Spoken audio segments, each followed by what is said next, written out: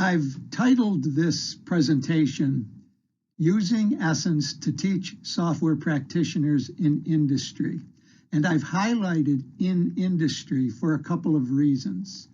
The first reason is because there is an assumption that the people I'm talking to have some industry experience. And so it may be too advanced. So I will put that caveat out there because there is some expectation that you know something about what's happening in industry in terms of software development. On the other hand, I want to make this point, and I want to refer back to our last meeting when Pekka Abramson talked. And I actually referred to this in the keynote I gave as well, that Pekka made the point that one of the things that really got him interested in Essence is the fact that too many people found this gap or this problem between what we're teaching in the universities and what they learn once they go into industry. It seems very different. So I want to kind of motivate partly what I'm going to talk about, what I do from that perspective, that even if it looks a little advanced at times, maybe this can help to fill that gap so there isn't such a shock between what we're teaching in the universities and then what they experience. Next slide, Jordan.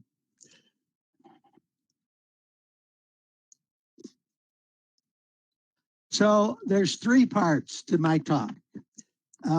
I want to first spend a little time giving you a few of the takeaways I have, and for people who weren't there like Ivar, this may help a little bit. Takeaways from the Essence conference, which I thought was a great conference. And I'm giving you just a few of them because this was 4 hours of great stuff. But I'm giving you ones that I think really will relate to how I teach Essence in industry. And then that's the second part. After I give you a few of the takeaways that I took from the conference, I want to go into how I teach Essence. But more than just how I do it, I want to motivate why I do what I do by going back and referring to some of the things from the conference. And then the third piece, which should be right at the end, and that's where we can have conversation any place. Ask questions wherever you want. I'm fine with that. But the last piece is, okay, now how the approach that I'm using, how might you as professors in university leverage that to help students? So those are the three pieces. Next slide, Jordan. Okay, so let me start here. What I did, because there is 4 hours out there, and even though it's on YouTube and you can go out and look at it, a lot of people aren't going to sit there for 4 hours and try to find the real nuggets. So what I did is I actually put, minutes into the YouTube where I found some really interesting conversations. And I put some quotes in here that'll remind some of you who were in it of that conversation. And the first one is, we heard when Marcelo was giving his talk, which all of the talks, by the way, were great. And I want to just go back and start by saying, I really highly recommend people go look at this. I can honestly say that I've gone to conferences for years, and here's a virtual conference. This may have been the best 4 hours I ever sat through in terms of really meat, good presentations, good discussion, a lot of good stuff went on there. And in particular, I want to point out the new people to Essence added a phenomenal amount because that's where we get insights. What are they thinking when they are first exposed to it? So getting back to one, this is a quote that we heard. Students find it hard to learn. We struggle with the whys. Heard this from multiple professors, heard it from Marcelo.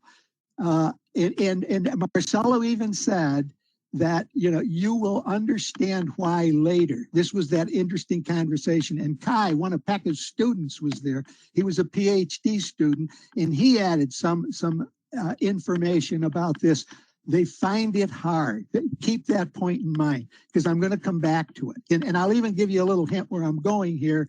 I get the fact that students find this hard, but I really think we can do better at answering the why rather than saying, just do it now because you'll understand why later, which we heard a lot of professors are doing now. But I think we can go further in explaining those whys. Second thing, number 2 there. we heard, and this was from Gerhard, 56 minutes in, he was new to Essence, and he had industry experience. And he made some great points where he said, I can't imagine teaching methods without experiencing it. And this came back a number of times, the importance of experiencing it. Bastian, another professor, new to Essence, he told us he'd never seen it before, but he was interested in it. He said, the world is moving away from direct teaching to experience-based. And that conversation occurred around an hour and 8 minutes in.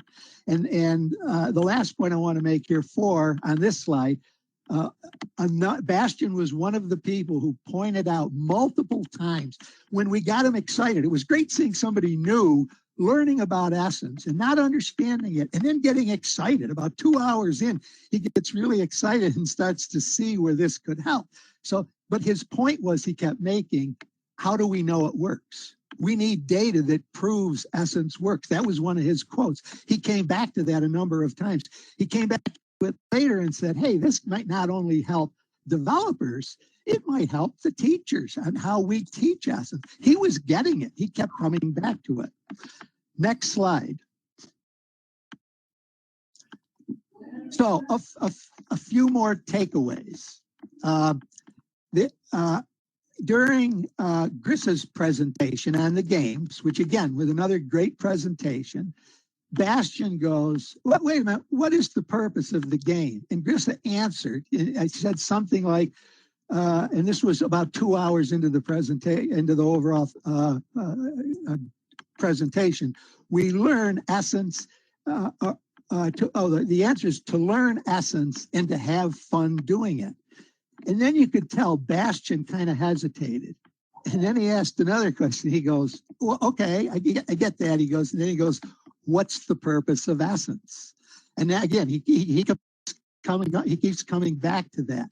He's not quite getting it yet. Now we heard that again 2 hours into it. Alicia, which I think she was another professor. I think she was new to Essence, but I'm not sure.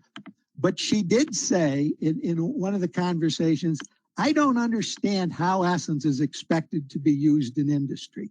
And that was a very good point, which again, going to tie in to more than I'm going to say in a moment about the way I use it. Back over to 2 now. This was very interesting. Another fella, Tim, I think he was from Canada.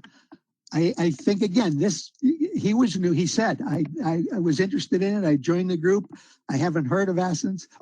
He had read some things about it, but he was basically new to it. And one of the things he said was that Essence checklists seem to imply practices. And those of you who were there know that I got into a discussion with Tim on this because he made some statements that, didn't sound too good for Essence. He goes, Essence drowns out the essential things. And then he even said to me, he goes, I have a lot more, when I explained a few pieces of it, he goes, I have a lot more examples, but I'll leave it at that for now. This was like an hour and 41 minutes in. But the point I want to make to this, my takeaway, is that Tim's point was we shouldn't be teaching multiple ways to do software engineering. He was finding Essence as looking at software different than the way we traditionally do it. And he was kind of feeling like this is going to confuse people. Now, here's one of the points I want to make. He was new, and this was a misunderstanding. He was misunderstanding a lot of the words in Essence. One of the words we talked about was fully. I explained how we meant that word to be used in the checklist. And the point I want to make is that there is this misunderstanding and this belief that there's these hidden traditional practices within Essence. This is stuff that really needs to be trained to people. And I do it in industry, but I really feel this is an example where we should be teaching the students how to use these checklists correctly. When we first put them together, there was a thought that they were easy to understand and people would just be able to apply them correctly. We've learned that they misapply them often. And I'm going to talk more about misapplications. I mean, Jeff Sutherland has found the same thing with Scrum, and he's finding how Essence can help that. but we have to teach people how to use these checklists, how to interpret the words correctly, because all words can be misinterpreted based on the baggage. And we had spent a lot of time on this when we put them together, hopefully eliminating the baggage, but you can never do it perfectly because we keep hearing like this word fully keeps coming back. So the one point I want to make here before I get into what I do is that students, when they start, and I got this on the next slide, but I'll just say it now. You know, Alistair Coburn always refers to the 3 levels of learning, shu, ha, ri. And when you're first a beginner, you're in the shu stage and you just want to learn one way. And I think most of the students in universities are probably in that stage. They just want to learn one way. But this can also be a problem because there's lots of ways to use Essence, which while that's a good thing, it also can be a stumbling block. I'm getting a little bit ahead here, but I think that's an important point because this may be part of the reason why students find it hard to learn. It's simple, it's a common ground, it should be easy to understand, but because there's so many ways to use it and there's so many little nuances to it, it's actually very complex in a lot of ways to apply it correctly. Next slide. So this is my part 2 now. And this is where I want to just explain how I teach Essence in industry and why. And I already mentioned those 3 stages of learning. And I will say that I do the way I teach it and the course I give on it, which by the way, I'm making available for any professors to use. So I'm not trying to sell it to you. I'm actually giving it to you.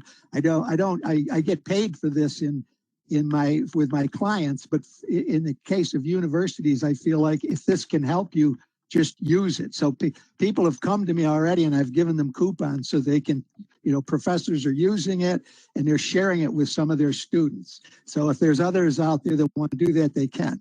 But my course that I'm talking about, it focuses on people in the ha stage. And that's that second stage. So it's a little bit beyond beginner. It assumes you've had maybe 6 months of development.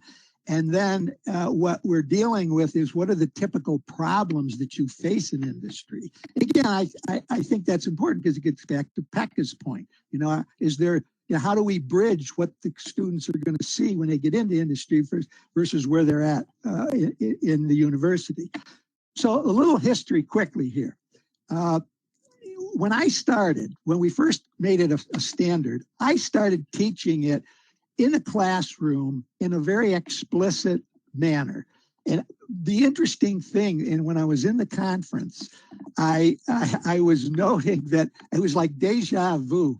I was feeling like this goes back to my early days of trying to teach Essence to my clients because I was hearing the same questions. They were asking, how do I use it? Well, why do I do this? And the other common thing, it feels like another method. We continually heard that. We heard that in the conference. And I used to hear that. Because of this, I changed how I used it. I didn't try to teach it explicitly, or I should say I minimized teaching Essence in the classroom explicitly. I minimized that, and then I focused on actually working with developers to teach them how to use it, sharing experiences, and helping them use it in a thinking capacity to solve actual problems. And this is what I focus on now, and I put into my training material. I'll talk more about that in a moment. But I will just say to this slide, before I jump to the next one, a lot of my experiences and case studies, while they're in my training, I also document them in my book, It's All Upside Down, and in the Shy Boys book. There's a lot of the whys in there, in particular, chapter 7. So the point of evidence that it works, while we don't have as much as we'd like, Jeff Sutherland has a lot of evidence that it works. He's talked about it. And I have documented as much of my own case studies as I have that it actually does work. And I have clients who've come back and they have some objective data that says it is helping them. Next slide. So in my online training, and again, I want to emphasize, I'm not trying to sell this to you because I'm giving it to you.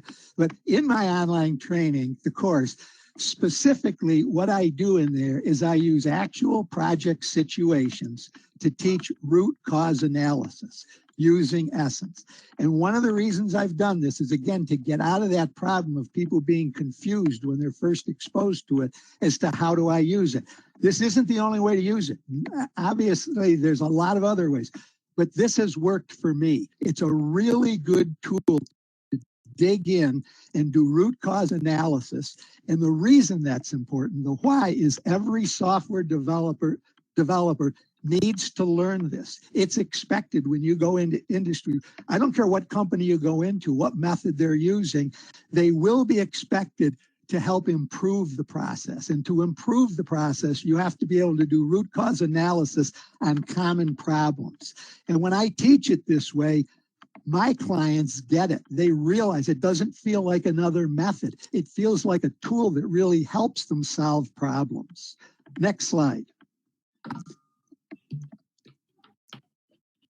So what's in my training? And this was what Jordan had asked me to give this talk when I said, you know, I'm making this available. If you want to use it, it's out there. You can use it to help yourself as professors, take it yourself and pull from it what you want.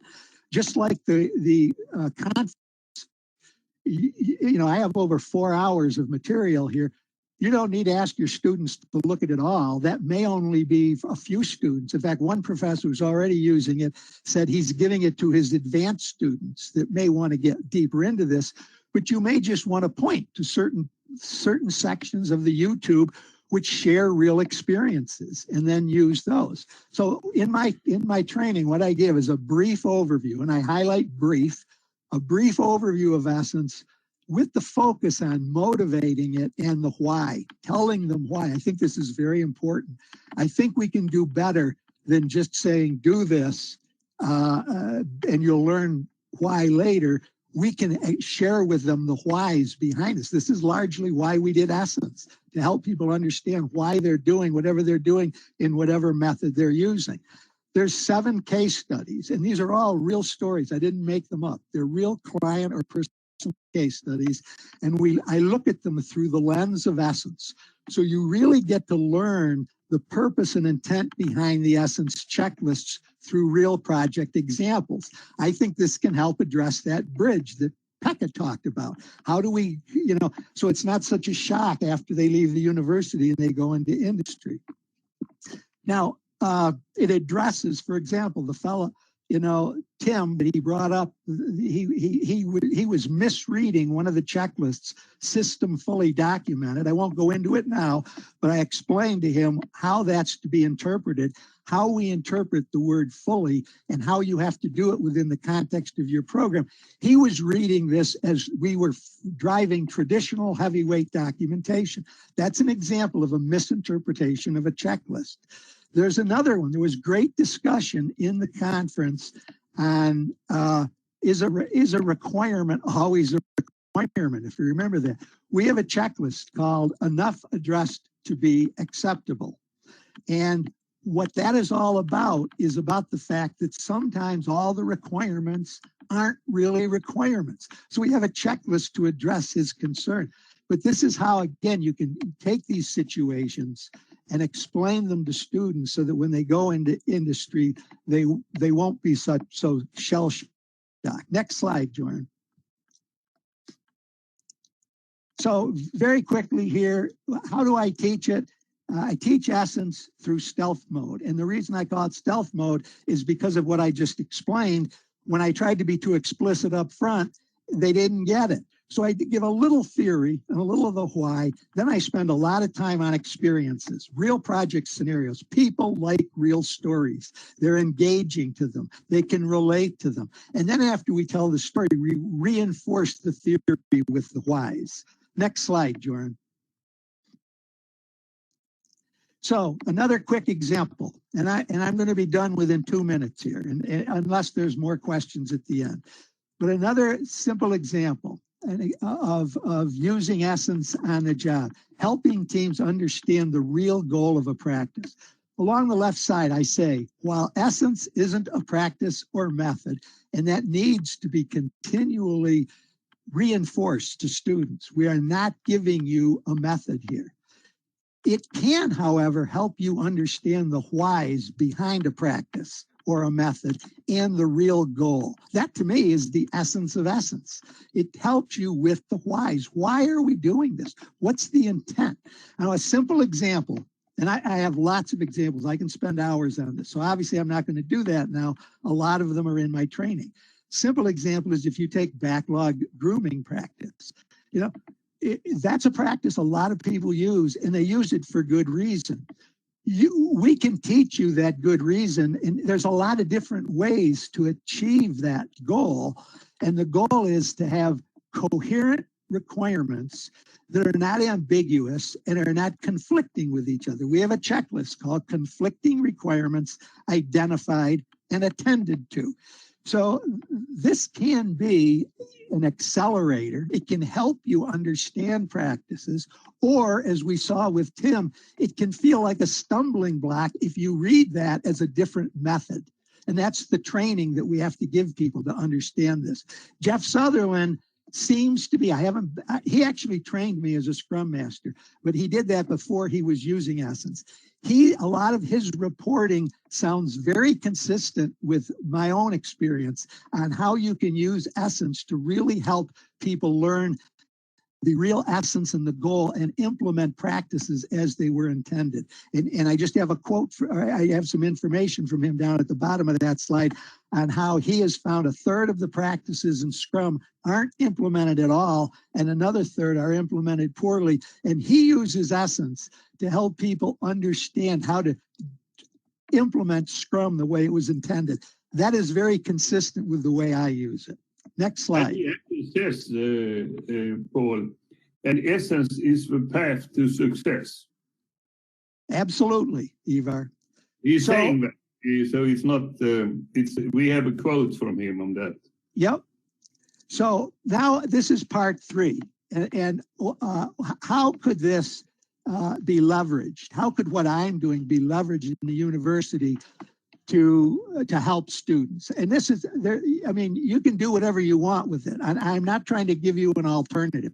That's what I said at the bottom. You could fold some of this into however you're training now. But one possible way would be to create common industry experience scenarios. You know, just give them, here's a situation. You could use some of mine. I told you I have 7 in my training. Or you could take them and modify them for things that are things you're more familiar with. Use your own experiences, but create the scenario. Then ask your students to use the Essence alphas and checklists to 1, analyze the situation. By the way, this is root cause analysis. Analyze the situation, because I'm assuming the scenario you create, there's some problem, there's some issue going on where life isn't perfect.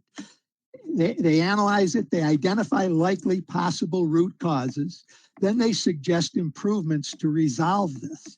I will just very quickly, I put over to the right, an example of this is a lot of people ask, why do we have all these states in the stakeholder alpha? They seem redundant. There's 4 states that start out with recognized, represented, involved, then in agreement.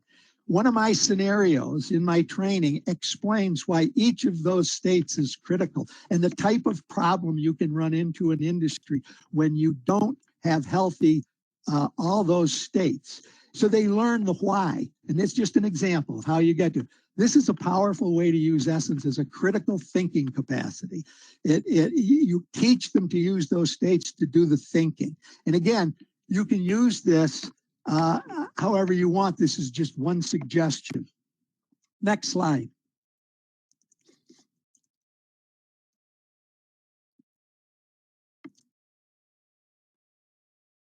Next slide. Okay, there you go. So in conclusion, again, I don't want to have anyone walk away from this and say, the only way to use Essence is for root cause analysis. Absolutely not. There's many possible uses of Essence.